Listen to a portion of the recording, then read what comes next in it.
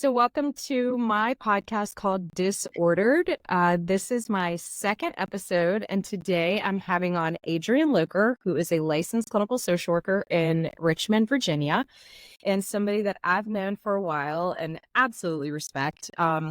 Adrienne is very well trained, and so I'm gonna just really pick her brain on where she's landed in her journey and how and why and what she does to treat trauma.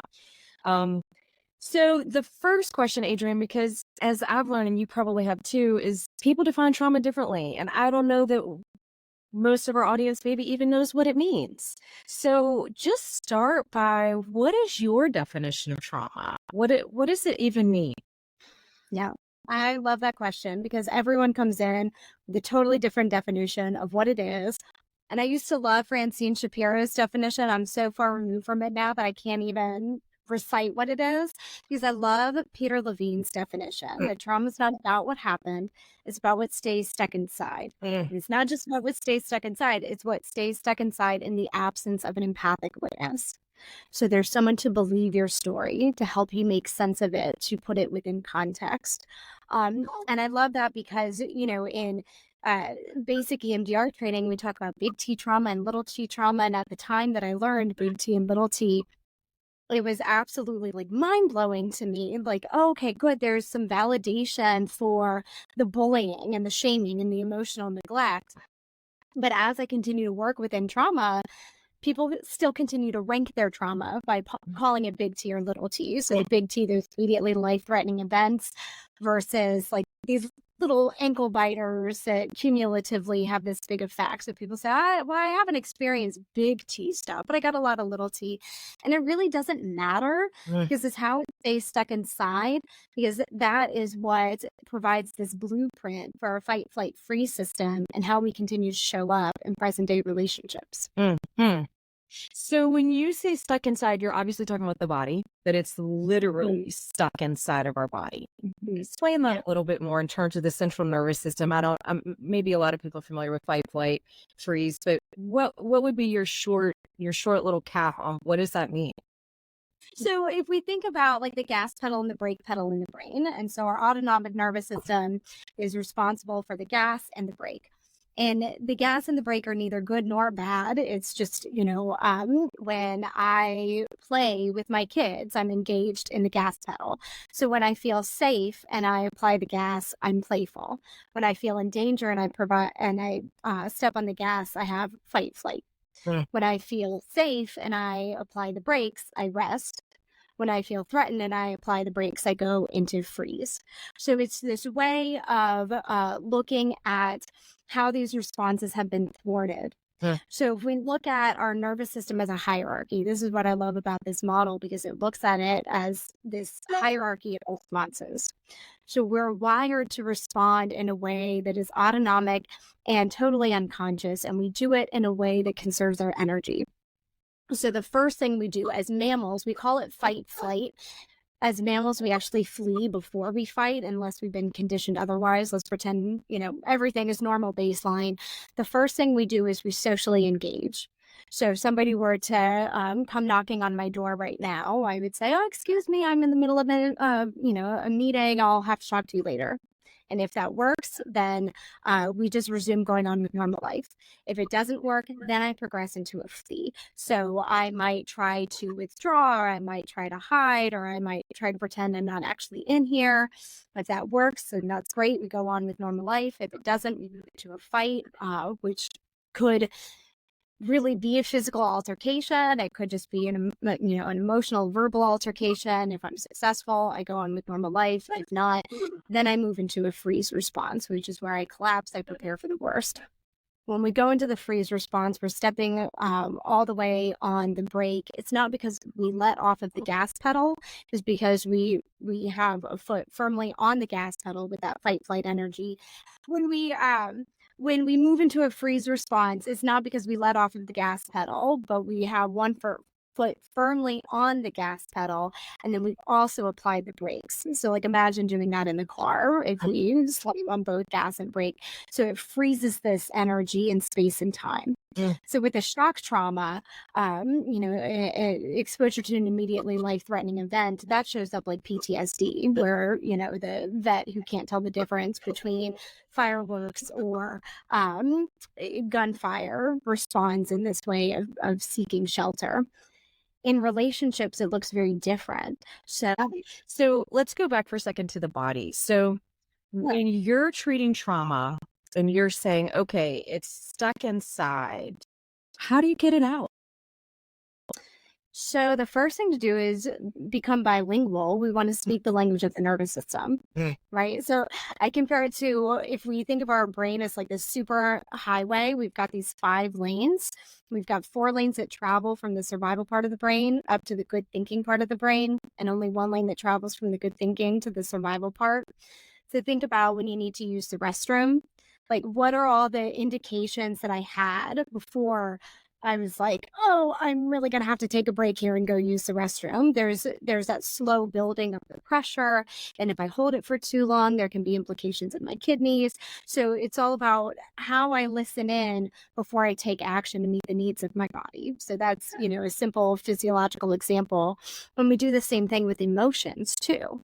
So when I'm around somebody who I feel unsafe with, what is my body really letting me know I need to do, or is letting me know that I'm unsafe? How is my body communicating that sense of emotional safety in time and space? So before we started recording, we were talking about consultation. So there's a person I was meeting with, and they were sharing this thing that was happening with their client that's really attachment based. And so we're looking at what is really transpiring between client and clinician, and then how that is then being echoed between clinician and me. And so that sense of I'm being a burden in the conversation. I have not created an agenda that is helpful within this conversation. So there's a stopping to just, well, how do you know that? What's really going on? If you just drop into your body for a moment as you say these words, that you're not allowed to make a mistake or you have to get it just right or whatever the language is, what do you notice happening inside your body? Well, there's a lot of constriction in my throat and around my chest.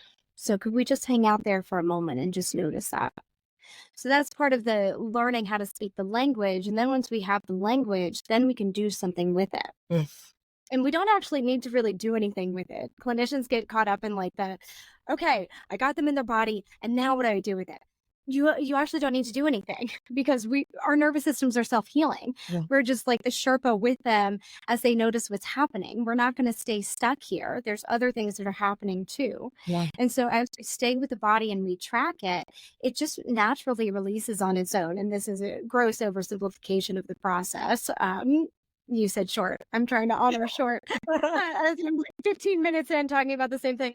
And so it's just noticing what wants to happen. If your chest could be the boss, what would happen next? Yeah. I love how you say that though, Adrienne. And I know that it sounds simple, but I think people that have been through trauma, whether it's attachment trauma, whether it's adult trauma, whatever, sometimes have a hard time really tuning in with the body because the tendency is want to disconnect, to not feel it, to not notice it, to not acknowledge it. So what you're saying is, okay, the body wants to heal. So when we bring up this memory, we bring up this incident or this issue, we can allow it the space to recognize where it's feeling it. Let it pass through my body. I don't have to do anything spectacular to let it release from my body, right? So when the central nervous system holds in that energy, that PTSD type of energy, what happens in the body? What happens? Right. So there's like 2 different timelines. There's present day timeline and then trauma timeline. So all of a sudden they're transported back to something that's not happening anymore. That's why I love the definition that trauma is not about what happened, it's about what's happening now. Because in this moment, I'm not able to discern safe from unsafe. So just even a simple, let your eyes be the boss and let them roam where they want to roam and just slow it down. Pretend you've never seen anything before. What do your eyes take in? And there's this natural resetting, what we would call going into the ventral vagus, as we apply the brake to the gas pedal and letting them really settle into present day timeline. Oh, I'm here in 2024. Yeah. It's not happening anymore. Okay. And you can see there's like a relaxing and a softening, and the breath will deepen a little bit more. And just even like the micro tissues around the face will relax as well. And so we can bring attention to that. So with trauma, everything gets narrowed. All of our senses get narrowed to orient to the threat. And that's part of the staying stuck there, is I'm in this narrow response. Right. Versus, if we expand a little bit, what else is part of our experience? It's not getting rid of it. Like, the painful thing happened. It is painful. And I can be with that while also recognizing what's happening here in present day. Yeah. I don't have to neglect it. I don't have to cut it out. I can be with both. Yeah. And I can tolerate it, right? Like, people learn I can actually feel this and I can come out of it and it's not going to take me over. So speak a little bit to how people might prepare for trauma therapy. Like, what makes somebody ready to do work on their trauma? It's a bit of a political question, because I think all therapy should be trauma therapy. I really believe that's what we come in with when we're complaining of depression or anxiety. I think it all can be viewed from this nervous system lens. And so I don't, I get a lot of referrals for people to do augment therapy. So they keep the primary therapist and they do the trauma therapy with me. And I'm like, well, it's all trauma therapy. Your primary therapist is serving the attachment relationship. And I'm providing you some deeper tools for you to practice and then bring back within that primary relationship. Mm-hmm. So I think it's about, how do I create a sense of safety here? Mm-hmm. So if somebody's coming to see me directly, I've got a lot of resources on the website they can look at.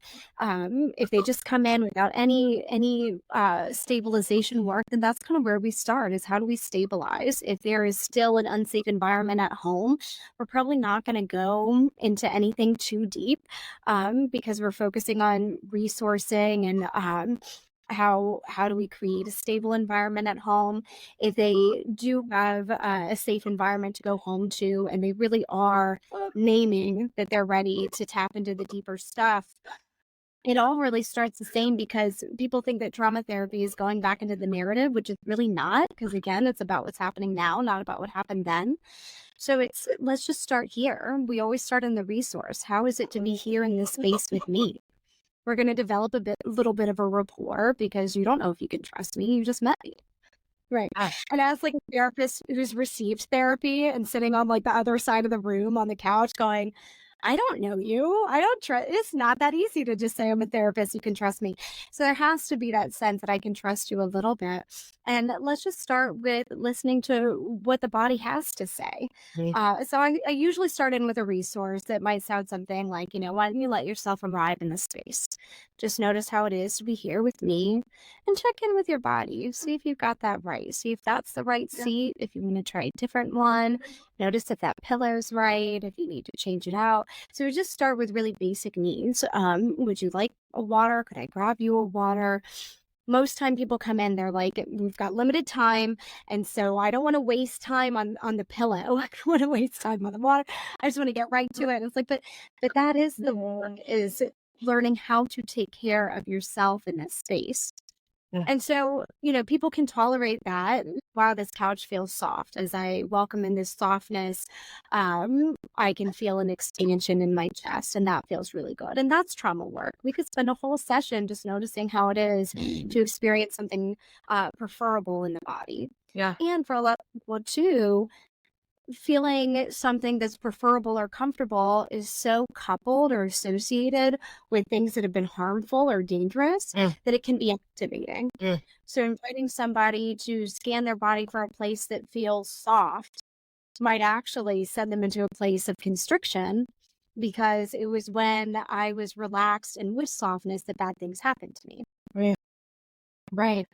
So you're mentioning safety, which safety and stabilization is, phase one for trauma work, right? And so some people, as you know, want to come in and they want to quickly do EMDR or whatever modality they may be seeing us for, and wanting to skip that step, right? And so, how do we know when we're safe enough? What safety? Some people say, I never feel safe. I'm never going to feel safe. Does that mean I can't do trauma work? Right, right. So I love the clinical map of Dan Siegel's window of tolerance. And I look at it as let's just widen this a little bit. We might not ever go into the trauma narrative, but and maybe safe isn't the right word. Sometimes the word safe can be really overwhelming to people. So we just kind of go with good enough. One of the questions I really like is, as you think back over the past couple of days, I want you to think of a time where you felt most like yourself. So safety isn't really like the absence of danger, but rather it's the presence of choice, connection, and context. So we can connect in with choice, connection, and context even if we're not using the word safety. Think of a time you felt safe. I never feel safe. Okay, well, think of a time the past couple of days where you felt most like yourself, or you felt connected to you in a way you like feeling connected to you. Or even just the simple, is that the right pillow? Would you like to try this one instead? That's a choice point that they get to make. And how do you know that that's the right pillow? Because it provides a support to my lower back. So can we hang out with that for a moment and just notice how that is to have met that need of your lower back? Yeah. And as you pay attention to that, what else needs your attention? So to me, all of that is trauma work. We might not ever go into, here are the things that happened to me and I need you to listen to it. Yeah. And that's fine because it's about what's happening right now. I can show up for myself. I can meet my needs. I can attune to what is happening internally. And in that, there's a sense of safety. Yeah. Yeah. And a lot of what you're talking about really is mindfulness, right? Like bringing to awareness what's happening in the present day, what I'm feeling, and the person that's with me attuning to me, which is such a big part of the healing. I love that you're focusing on that and saying, the modalities in and of themselves really mean very little if you don't have the relationship with your therapist and your therapist isn't attuning to you, being present with you in the room. And you are somebody that's trained in a lot of modalities. I joke with you that you've been to every training possible. I think you truly have. You've been brain spotting, EMDR, somatic, psychodrama. You have a very full toolbox.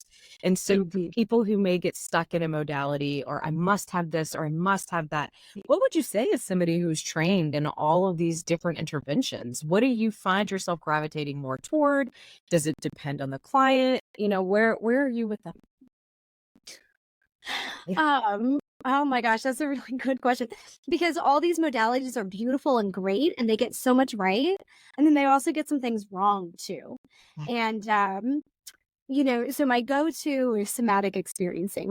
My first training in bottom-up therapy was EMDR and then just kind of moving from that. And as I look at, I do regular consultation with an SC practitioner and I do regular consultation with an EMDR practitioner. And I feel like it's mommy and daddy got a divorce and they don't communicate with each other. So I go to, my SC parent and I tell them what's going on and what I'm trying. And they're like, you're going way too fast. You've got to slow it down. And then I go to EMDR and I tell them everything that I'm doing here. And they go, whoa, whoa, whoa. You're going way too slow. You've got to speed it up. So they like all these modalities have these places where they overlap really well and then where they totally conflict. So it's been this space of me really having to learn what my own personal style is and how it makes sense for me to integrate. And then to your point, it's also really up to the client's nervous system too. I've got folks who will come in, they start with parts language, they want to do parts-based work, but it just doesn't land for them. And it makes more sense to go more of a somatic approach. Or, a lot of people, like you said, come in for EMDR because it's the quick surgery. Like, let's quickly amputate and move on with our lives. And like, oh, actually, that's moving just a little bit too fast because amputation and trauma therapy is dissociation. So let's slow it down and take some antibiotics and just, really build that capacity within the system.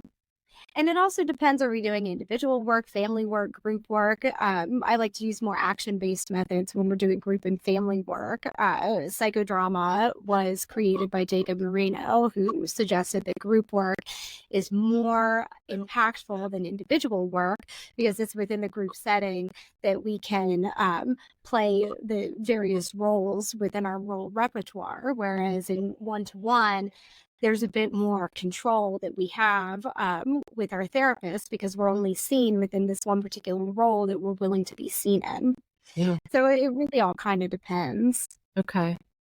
How long do you think, on average, somebody is in therapy to treat, let's just say, complex childhood trauma, trauma that's been consistent and chronic over time? Are they in therapy maybe a year, less? What would they expect? Yeah, so it also depends on the modality with that. So a shock trauma is like the easiest thing to treat, right? You and I had talked about this in a consultation one time. You said there was like that one person who came in for the shock trauma. He cleaned it up and then it was good. Like that's the easiest one. If we're using bottom-up modalities, if we're using top-down, which is primarily cognitive behavioral, we're going to we're going to increase the time that we're in treatment for. Yeah. And then, I do intensive. So the minimum amount of time that I'll see somebody is 90 minutes. So that really allows us to dive in and then also suture up before they leave. So something like a shock trauma, I'm going to answer a question you didn't ask, so I'm going to answer the question that you did ask. So something that's like a singular event trauma is really easy. In a matter of sessions, we can get them to what they want as far as their treatment goals are concerned. But complex trauma, I mean, even with bottom-up modalities and in the intensive format, it can still be a year, 2 years, because it's so deeply embedded. And what I find with a lot of these folks too, because it's so relational, I have somebody now who has been seeing me weekly who could easily move down to lesser sessions, but it comes back to the relationship and this fear of losing this relationship. And so as long as we're making that explicit and we're making clear it's not actually about me and, like me saving the day, it's really about their choice of how they want to use this particular time. It's so varied. It could be anywhere. I've got people who've been doing CBT for like 10 years who come in, and in a matter of 2 years, they've met the majority of their treatment goals, and they're feeling like they can move on with life. Of course, I'm a perfectionist, so I want everyone to like clear up like every possible thing they could clear up. And some folks are like, I'm good. I'm ready to show up to life in a way that feels congruent to how I want to show up. Yeah. I don't want to be doing this every week, and that's fine too. Yeah. You talk about the bottom up and the top down, and so much of trauma work is moving towards the bottom up approach, right? So bottom up meaning lower parts of the brain, we're treating more of the limbic system, and we're treating, the non-cognitive, I guess, if you will. And then there is the cognitive, because that's important too. Cognitive restructuring is important. So, again, it's like pulling from all of these different modalities for people, and it doesn't mean one is necessarily superior to the other. It's very dependent on what this person is presenting with. But as you say, a top-down approach for somebody who is experiencing trauma, and as you've well defined for us, that's really talking about where something is sitting in the central nervous system is how we're defining that. But also being able to make meaning of it, because humans need sometimes to make meaning of it with their thinking brain. But is that necessary in order to heal? I think it depends on the person. I mean, you're right on. And if you can't tell, I'm a verb processor too. So I have a lot of empathy for folks who need to make meaning of their experience. I think we all need to a degree, and we all do it in different ways. We have an art therapist who works with us. And so there's a lot of meaning making within the art process. I've got folks who like to write books or poetry or just even journal, 12-step recovery and sponsoring other people and making sense of it. So it comes back to like our sense of life purpose. Like how do I reconcile this big thing that has happened and how do I find meaning in these experiences? So it's a whole brain approach. I don't think you should ever neglect like the top part of the brain because it does still exist, and being mindful that we're not neglecting the lower part either, and that it really depends on the nervous system. One of the things we talk about in somatic experiencing is SIBAM. If you imagine a star, so sensation, image, behavior, affect, meaning making. And these are all the ways into the nervous system. So ideally, we'll strengthen sensation. But sometimes I get folks who are like really into the mindfulness community or the yoga community, and they're overly connected to sensation to the point where it actually doesn't help move the process along. So we might move into a bit more feeling state, or sometimes people come in too much in the behavior and we want to strengthen another piece of SIBAM for them. So it's this balancing act, looking at what's dominant, what's not quite as strong, and what needs attention. And again, expanding their experience, that it's not just this, I live in this chronic depression, but let's expand it out a little bit. What else is happening within that experience? 'Cause, depression's a feeling. If feelings words didn't exist, how would you describe this experience? So I'm rambling a little bit now, but to your point, yeah, Well, we don't. yeah, you started by saying, all therapy really is trauma therapy. Mhm. Even people who present with anxiety and depression, and since COVID, the rates of anxiety and depression have just skyrocketed everywhere, as well as addiction. Those three and all the research that I'm reading seem to be the top ones, and you treat all of them. You really specialize a lot in addictions, and so what's the overlap here in trauma and addictive behavior? So we look at the way that we try to regulate our nervous system. So if somebody's coming in saying that they're using a lot of stimulants, then that says to me their baseline is that they operate in that brake pedal and they're trying to apply the gas. Or if they come in and they use a lot of depressants like alcohol or binging food, things like that. I mean, eating disorders are another way that we regulate our nervous system unconsciously, right? And so it's a way of looking at, well, what's their baseline? If we took this stimulant away, what kind of depression would we be working with? And then working from there. So how do we naturally bring attention to this brake pedal, and how do we connect in with their gas pedal? What are the ways that we can activate this response? So we talk about, if we imagine this kind of activation, deactivation, up and down. So ways that we can down regulate or up regulate to bring us back into that window of tolerance. I don't know if this is going to be for everybody to see visually, but if you can see it visually, right? We've got this place where I'm connected to what we call our social engagement nervous system right here in the middle. This is where I feel connected to myself. I feel connected to others. I feel connected to a purpose, a power greater than myself, whatever language you want to use there. Right above it is the gas pedal, that hyper arousal. This is where I go into anxiety and panic. And then below it is that hypo arousal, that freeze energy, where I go into depression or lethargy or, boredom. And we want to bring the nervous system into this place of social engagement. So if we're down here in this hypoarousal, how do we invite play and provide some upregulation? Or if we're up here in this hyperarousal, we're too anxious, we're talking a mile a minute, we can't. So how do we settle down and down regulate? Take some breaths and bring us into our social engagement nervous system. Yeah. So you're talking about polyvagal, Dr. Stephen Porges, which is, I love it. I love the language of it. And I think it marries most trauma treatments so well. Absolutely. And people can find so much information about that. And I don't know if you're familiar with it, but are you familiar with his program? What is it? Safe and sound. Safe and Sound Protocol. Is that effective? What do you know about that? So I know just enough to make myself sound stupid. I don't know. I'm not trained in it. Amy Reaver and Waller Thompson are some local clinicians who are trained in it. But it works. I will just say this is totally out of my scope that I'm speaking right now. So for any listener, take what I'm saying right here with a grain of salt. So from my understanding, it's rebalancing the inner ear, like the nerve in there, right? Um, so when we imagine our response to trauma, or let's say novelty in the environment, we talked about the social engagement, flight, fight, freeze. Before we even do that, there's what's called the mammalian threat response cycle. So the first thing we do when there's novelty in our environment is we startle and we orient to it, we evaluate, we respond. The response is that flight, fight, freeze.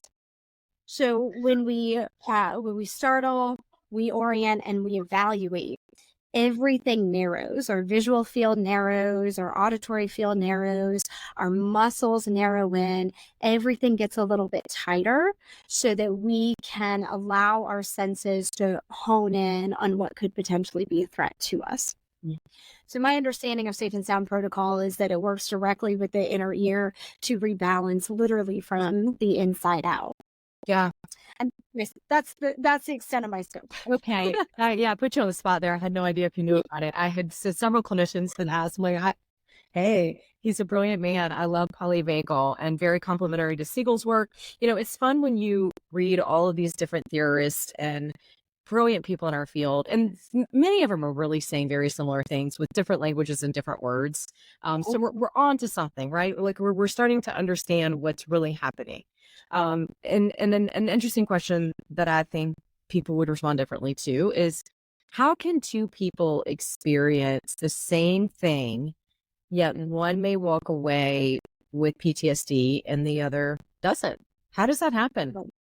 Right. I think it just comes down to risk factors and just, personal neurological structures, right? So if I have, well, let me back up. Let me keep it simple for a second. So Peter Levine's definition of trauma, again, it's not about what happened. It's about what stays stuck inside in the absence of empathic witness. So I have something really big happen to me. I use the example of a car accident. Let's say I get in a fender bender on my way to work and I come into the office and I'm all rattled. And somebody says to me, "What's wrong?" And I say, "I just got in a car accident." And they say, "You look fine. Your car's fine. You got to get it together because you got a client coming in." There's no empathic witness there. So it's really going to stay stuck within my system versus somebody else who says, "Oh my goodness, can I get you something? Why don't you take a seat here? I can let your client know that we'll reschedule them. Let me get you a water. Who do we need to call? Do you need some help calling your insurance company? Do you need a breath?" So someone to believe me and see me in my experience was going to drastically reduce my chances of developing a trauma-related disorder. So trauma and traumatization are two totally different things, which is what you're asking. How can we all experience trauma? And who decides who gets to be traumatized? Right. Right? Yeah. So it's the belief. It's also, what are the protective factors that I have going into this? How flexible am I in my emotions and in my cognitions? How available am I to ask for help and support? What is my inner dialogue? Do I have self-compassion? Do I have a frame of reference where I can say, "Oh, that's not normal. That's not okay"? Or do I go with, "Oh, I really brought this on. If I had behaved differently, this thing wouldn't have happened." Um, Access to healthcare and access to resources that reduce the risk of traumatization, or therapy who can't. Trauma therapy is wonderful and it's like part of the recovery pie, right? So there's other things like doing things that bring me joy, getting to play with my dogs, going for a walk, being with nature.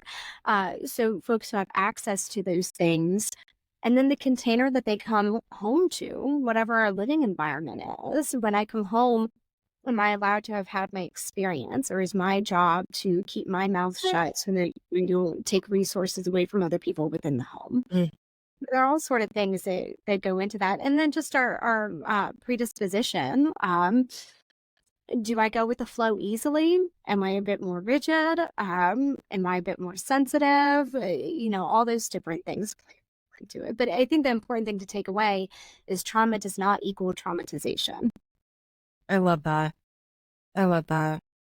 And maybe we don't always know, right? Like what makes somebody more susceptible. I think you stumbled a little bit on attachment, and some people will say that attachment wounding and that first year and a half to 2 years of life is the precursor to later PTSD and dissociation, that if there weren't that maybe early developmental attachment trauma, people may be less likely to develop PTSD or dissociation. It's a fun time to be a therapist, and it is, right? Like we're learning more and more about the brain and the body, and what we know is still so tiny. What the conversation we're having right now will not be the conversation we're having in 5 years. You and I both know that.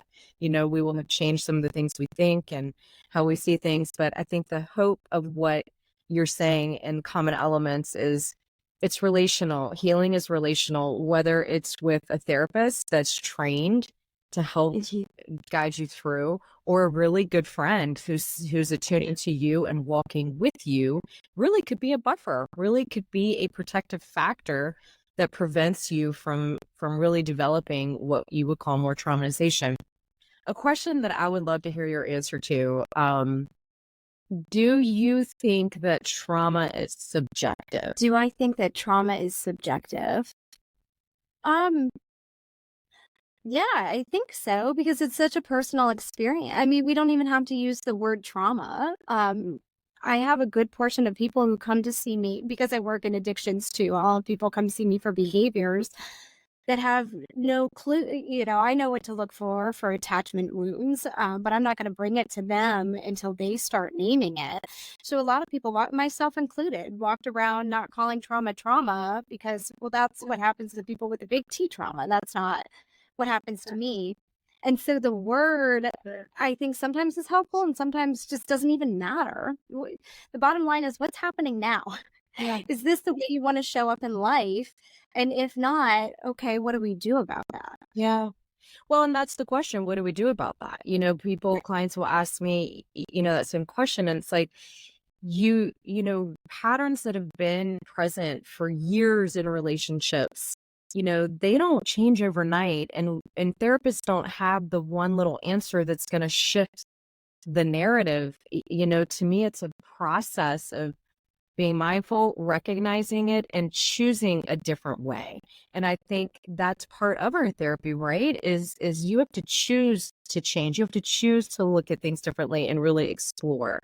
It's not something your therapist can do for you. Do you agree with that? I agree that it's not something your therapist can do for you. Some points there are conscious change, but when we're really working with the somatic approaches, there are things that I've witnessed for myself personally as a client and for my clients that things kind of intuitively can shift too. Um, so, I remember a couple years ago setting a boundary with a family member that historically would have been just so difficult for me to do. There would be the mental gymnastics of, oh, I don't want to upset them. And I just, without even thinking, in a very kind way, hold on 1 second. We're not there yet. And right afterwards, I was like, oh my God, that was a boundary. And I wasn't mean. And I'm not angry. I'm not like dysregulated by it. It needed to be done. And I said it and we're moving on. And so I do think there are those things that kind of intuitively start to happen, but there's also a motivation. I wanted those relationships to look different too. Right. So there is a tough piece. And this is a thing that we go back and forth with. When we talk about the body's natural inclination or the nervous system's natural inclination toward healing, and there are folks who might say, right, but if the person isn't willing, it's kind of like that old mentality in 12-step programs. Like you have to be willing. And once you're willing, you can do anything. It's like, well, yes and no with that. There's a lot of great work that can be done with court-ordered clients who didn't even choose to be here. We can also do work with the families. They do lots of work with the families who will start to rest on that laurel of, well, if they don't want to be sober, they're not going to be sober. Well, wait. If you stop giving them money when they're not contributing any chores or anything, like, we can make their life a little more uncomfortable, and we can make, you can bring a horse to water, you can't make it drink, but you can make it thirsty. Um, but within the context of the therapist-client relationship, I mean, the client has to be willing to show up. We can't work harder than they do.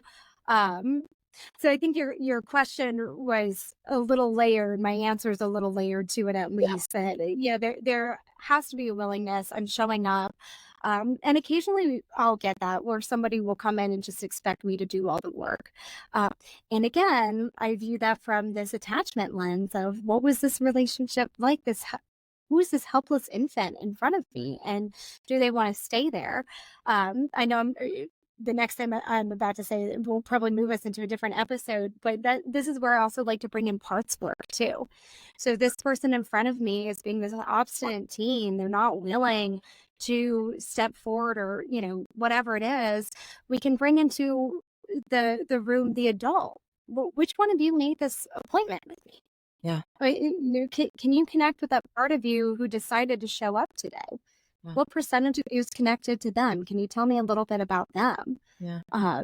Yeah, I don't know if that answers your that question. was great. That was great. And I love, yes, it's definitely going to go into parts. Because as we know, when folks are traumatized, there's often parts, and maybe not traumatized, there's often parts, right? So something that I would, again, love to hear your answer to is, are we all traumatized, Adrienne? Are we all traumatized? That's a big question. So I will never answer anything with an okay. I say I will never answer anything with an absolute, just an absolute. That's my only absolute. I will never answer. Because I don't know. I haven't met everyone. I will tell you, I specialize in complex trauma. And so the clients that I see have complex trauma. I also, who said it? I'm going to quote it wrong. It might have been Dr. Bruce Perry, but once you see through the lens of trauma, you can't unsee it. Like, that's just what you see. So, the kids' football games or, field trips or playing in the cul-de-sac, like, you just see it. Again, trauma doesn't mean traumatization, but you just see the behaviors. And I think it exists on this spectrum, right? To this degree of like who gets traumatized, who doesn't. How does it show up in life? I will fully own I am a very fast-brained person. I've recognized I carry ADHD diagnosis from a trauma lens that we would say, okay, well, that's heightened sympathetic nervous system arousal. So the gas pedal, fully engaged with that. And I'm kind of good with that. Like I've learned enough coping skills so that it doesn't impair functioning. I don't want to be on medicine for it. There's ways that it's actually a superpower to me that I enjoy. And then there's other ways where it inhibits me and I've learned how to compensate for it. If I didn't know what I didn't know about trauma, though, I wouldn't be saying that it's from traumatization. I would say, well, I have ADD and I need Adderall, but I just don't take it. Yeah. That's that for avoiding answering your question. No, I have so many more things we could talk about, Adrienne, and I, again, hopefully we will, because I think we need to. There's so much of this going on. But I totally lost my train of thought. The last thing you said. Oh, Trauma. yes. Yeah. So talk about the DSM-4 for a second, right? So we know Bessel van der Kolk, our expert over here would say really most of the DSM-4 diagnoses are trauma. Let's just call it trauma, developmental trauma, and be done with our DSM. Where do you stand on that? Where do you stand on all of our diagnoses and our labels, and what do you think about it? Yeah. So I do not accept insurance. I'm a private pay practice. That's a multifaceted decision. And this is one of the influencing pieces of that is that I have ethical issues with our diagnostic manual. While it can be a useful way for clinicians to communicate, which is actually how it started, is for us to be able to communicate. If I told you that I've got this person with a borderline presentation, like you would know what that meant. Right. And we would actually save some time because I wouldn't have to explain, they engage in relationships really quickly and I wouldn't have to go through all the criteria. You would just know, okay, borderline, got it. But we moved into accepting compensation for that. I mean, not for borderline, but, sure, major depressive disorder, right? Which, who knows? Is that a deep freeze response? Could that just be developmental trauma disorder? So I think our whole system is just so tied up in it. and it makes it really challenging to move away from it. Mhm. And it's tough too, because I have clients that when they've learned, oh, this is the diagnosis that I have, there's like this relief of, okay, I'm not crazy. like, like this is normal enough that other people have experienced it and there's a name for it. So there is a sense of normalization that I think is really soothing for clients. And then I think it also, it's just this pendulum, right? On the other end of it, I think it can be too pathologizing. And we fit in these boxes, and I'll have people who over identify with their disorders. And they come in saying things like, well, I've been diagnosed with bipolar and manic depressive disorder. It's the same. It, so it's over. So again, it goes back to, well, what does that mean to you? As you talk about all these diagnoses, how is that for you? And Mm. again, from a trauma lens, it's a way of being seen. No one ever saw me, and now I finally feel normal. That I'm having experiences and emotions and blah blah blah. So it's so convoluted. Mm. It's so convoluted. I don't have a solid answer for you there. Yeah, no, and it's good to just hear what other clinicians are saying about it. It's kind of the play I'm doing on this word disorder and disordered, right? It's like what we're calling disorder really in some instances is order because it's our attempts to get a need met. It really does make sense. Maybe it's not functional, maybe it's not healthy, but it actually is an order to get a need met. And going back to where all that started and trying to get your needs met in a healthy way, part of the treatment that we're doing as well. Thank you for this conversation and for all of your expertise. Again, we could talk for hours about your journey and how you've come to view what you do. But what would you want somebody listening that has experienced trauma, is thinking about getting into therapy and is not sure who to look for or how to find them or what do they look for? What would you Yeah. say? What would you say to them? So I would recommend, and I do recommend, looking for someone who has more training than just talk therapy, CBT, even folks who say they use mindfulness. So I do a lot of consultation for other clinicians, and a lot come in saying that they're trained in polyvagal or somatic work or parts work, and then really getting to sample their work. I recognize there's a lot of deficiencies. So I think that it is really important that they ask what bottom up trainings do you have, right? I think CBT is kind of inherent to the process. So I'm pretty comfortable with most referrals that they're going to get some level of CBT. But then questioning, how do you approach my specific issue? I've been struggling with depression since I was 8. How do you approach this in your clinical framework? And then, to your point of the relationships, the vibe. Mm-hmm. If I don't vibe with you, it's not going to work. Mm-hmm. And so they have to be able to feel that. There's going to be a process to build that relationship. But if right off the bat, I'm getting weird feelings, then it's not going to work. And that's okay. That's totally normal. And that's part of, again, learning to trust our gut, which is part of the healing from relational trauma is, I've got a good gut and I can learn to listen to it. But those would be the things, is really tell me more about how you approach my specific issue.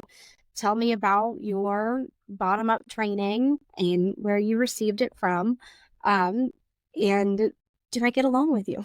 Do I like you? It sounds so basic, but it's so true. If you don't like your therapist, you probably need to get a different one. But no, these are great. These are great pieces of advice for folks. And so let's kind of segue into what you do, because you make a mark here in Richmond. You're really helping people, and what you provide has its own unique flair. So Adrienne is the owner of Seeking Depth Recovery. So tell us a little bit more about what your company does, what it looks like, and how people might find you. Sure. Yeah. So the name Seeking Depth to Recovery is an action, right? Like we're always seeking some sort of depth to what our experience has been. So our goal is really to step outside of the traditional framework and the boxes that insurance has created for what therapy should look like, and instead really going with clinically driven and clinically proven techniques. So we're a group practice. I've got people who are trained in IFS and EMDR and somatic movement therapy, and trauma sensitive, trauma centered yoga, all sorts of really cool, interesting things. I am an art therapist. And so we all kind of have our different ways of doing this bottom up work. When we do it in an intensive format, again, the lowest amount of time is 90 minutes. I will say the exception to that. Sometimes we do have clients who have a unique need that 60 minutes tends to be more appropriate. That's really not as common. Most folks find like the 90 minutes is perfect to really slowly wade into the work that we're going to do, tap into it. I call it like outpatient therapy, like the traditional 50-minute model. We're prepping the surgery site, we're making a cut, and then we're like, okay, so put a Band-Aid on that, and I will see you next week. See you next week. Don't bleed on the carpet on your way out. Okay. And at least I like that we really do get to do some of the surgical procedure, and then we get to suture up with proper discharge instructions so that they can come back, leave in a regulated state and come back in a regulated state. We do 2-hour, 3-hour, even 6-hour intensives, depending on the work that we're doing, particularly family workshops or group workshops or full day. So we're using all sorts of unique approaches. If we're doing a family or group workshop, we're using psychodrama, which is just fun. Just bottom line, you don't want it to connect with anything else. It's a fun experience to do. So, connecting on our website, www.seekingdepthtorecovery.com. We've got a lot of resources up there, blogs, we've got videos that walk you through how to use different things. And actually, if anybody has questions about some of the modalities we talked about today, I have full pages dedicated to each modality that go into what I call the nerd language, a little bit more about what this is, what it looks like, how it works, that sort of thing. Okay.